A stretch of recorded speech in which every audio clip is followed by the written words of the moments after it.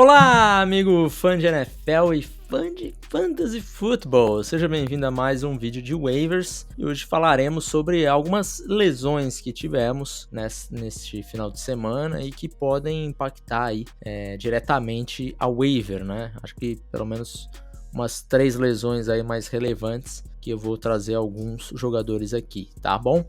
Antes de mais nada, deixa o seu like, se inscreve aqui no canal da NFL Brasil, que ajuda demais o canal aqui a crescer e a espalhar a NFL para o resto do mundo, né? O pessoal olha aqui do resto do mundo e fala, olha, a NFL Brasil tem esse tanto de inscritos, que coisa bonita. Então, se inscreve que também tem muita coisa boa por aqui.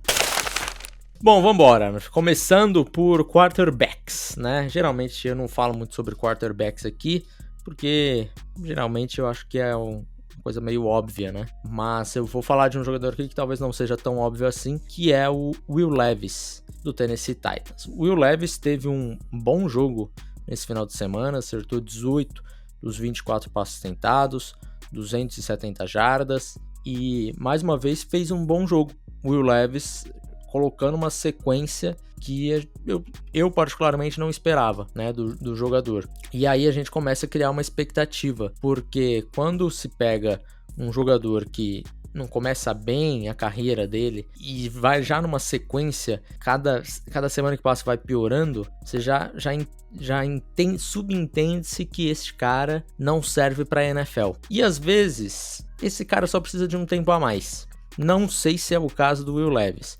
Pode ser que ele realmente seja um jogador ruim e é isso. Mas existe a possibilidade dele conseguir contornar essa situação. Aliás, 2 jogadores que estão nesse caminho, pelo menos existe essa possibilidade de reverter, é justamente o Will Levis e o Bryce Young, ambos da mesma classe. O Bryce Young, por ele já ter um pouco mais de hype vindo do college, e o draft já é uma escolha de primeira geral, né?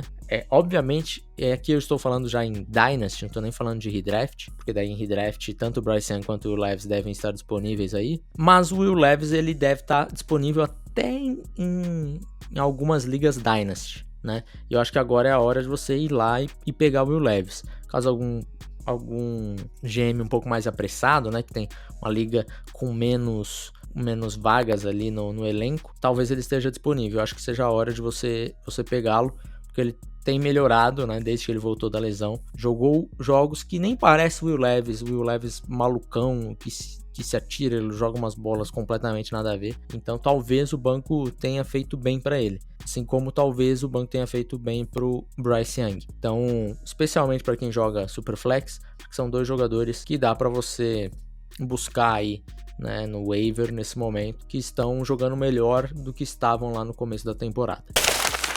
Agora, partindo para posições mais importantes, você joga a liga de um QB só, vamos falar de running backs. E hoje eu trouxe 2 running backs aqui que existe a possibilidade deles assumirem titularidade ou pelo menos uma quantidade mais relevante de snaps, porque os titulares se machucaram. O primeiro deles é o Ameer Abdullah, do Las Vegas Raiders. O Abdullah teve um bom jogo nesse final de semana, uma pontuação acima dos 20 aí, né, dependendo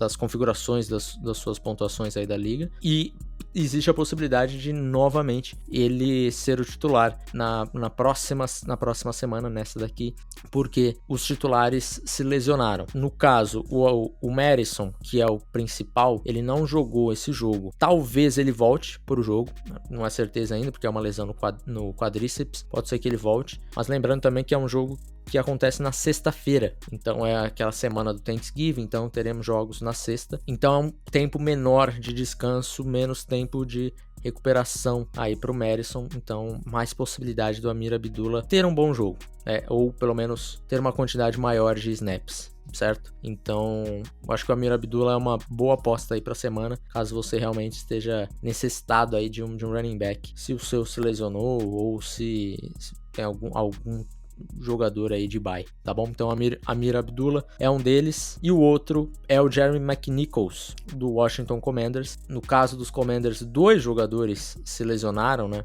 Tanto o Austin Ekeler e o Brian Robinson ainda no primeiro quarto, acho que inclusive foi na primeira jogada do Brian Robinson no jogo contra o Dallas Cowboys, se lesionou e não voltou mais. A gente ainda não tem informações sobre quanto tempo que ele vai demorar para voltar, ou como que foi essa lesão, se foi séria ou não, mas você tem que se adiantar isso, você não pode esperar isso, porque senão alguém já pode ter pego no waiver antes. Então, se Brian Robinson voltar na semana que vem, beleza, você joga o McNichols de volta aí pro waiver, não tem problema. Mas como o Brian Robinson, eu acredito que não joga na próxima semana por conta dessa lesão, não acho que vai ser uma lesão tão simples assim, senão talvez ele teria voltado pro jogo. E o Austin Ekeler também se lesionou, uma concussão, e aí a gente não sabe também quanto tempo que demora. O Jerry McNichols, ele vai assumir essa titularidade, e aí até numa situação de você jogar uma liga muito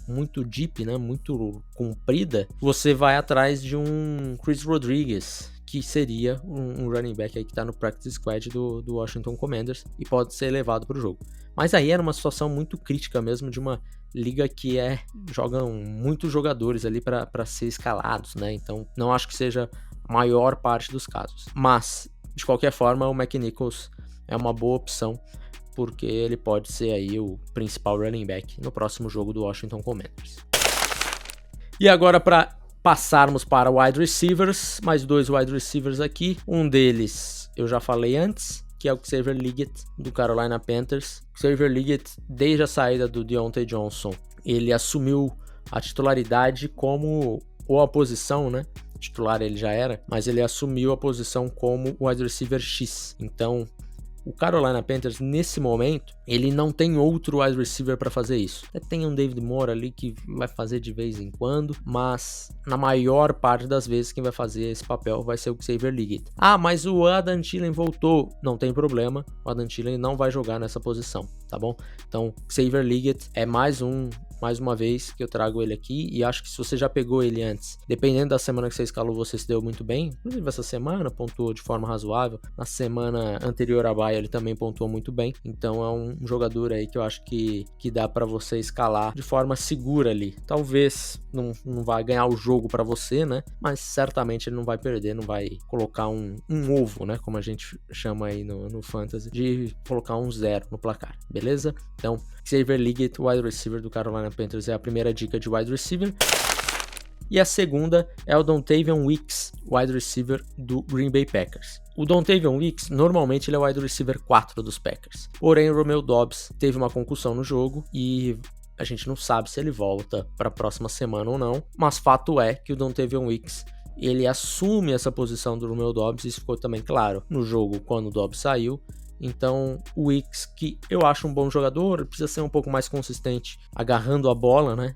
Alguns drops aí que acabam atrapalhando, acho que inclusive por isso que ele é um wide receiver 4 agora do Green Bay Packers, mas o route running dele é muito bem feito, muito técnico.